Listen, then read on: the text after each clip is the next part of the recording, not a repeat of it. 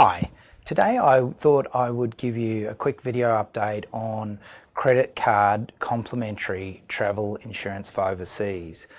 This is something I've recently claimed on. I've claimed on it twice now, and both times I've been successful in the claim. So it does show that the insurance is real and it does pay. However, you need to be really careful that you are eligible for the insurance in the first place. So look, if you look at the product disclosure statements for the major credit cards that most people have, which is, of course, the big banks, CBA, NAB, Westpac, ANZ, they're pretty much very similar.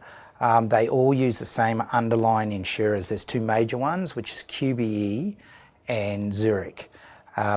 So the key really though to them is that just because you have a credit card that has travel insurance in it doesn't mean you are covered. You must first spend at least a certain amount on your credit card before you leave the country. So that's what they call prepaid travel costs. So in the instance of the Commonwealth Bank, you have to spend $1,000 in prepaid travel costs before you leave the country, and that's per person. So if there's two of you, you must spend $2,000. In our case, we had to spend $4,000. Now, ordinarily, that's not necessarily too difficult.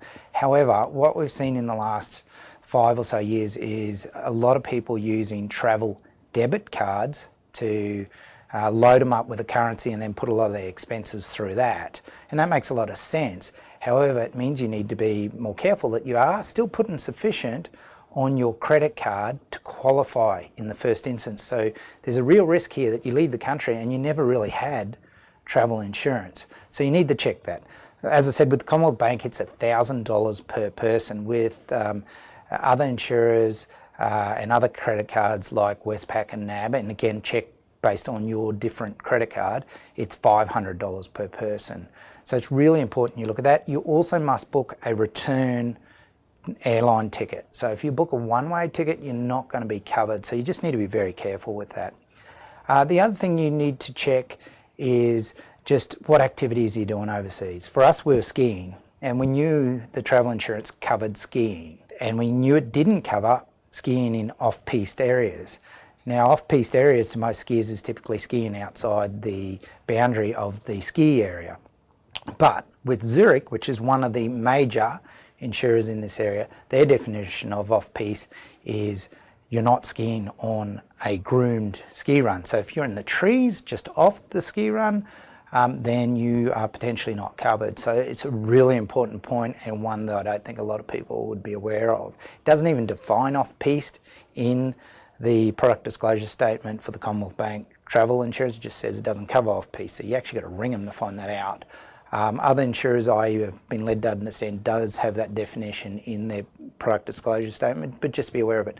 Similarly, if you're doing other things like hiking or trekking, you should check what they cover and what the definitions of that particular clause is before you go.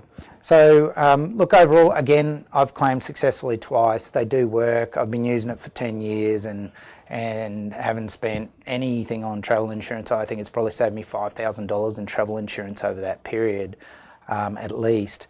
But again, you just need to make sure with the use of travel debit cards that you are spending enough on that credit card before you leave the country. It's really important. Please look at your own product disclosure statement relevant to your own credit card, because there's different credit cards from ordinary credit cards through to premium platinum credit cards and different companies, of course, so you really need to have a look at that. But overall, they can be useful and they do work. So if you've got any questions, let me know. Hope you found this useful. Bye for now.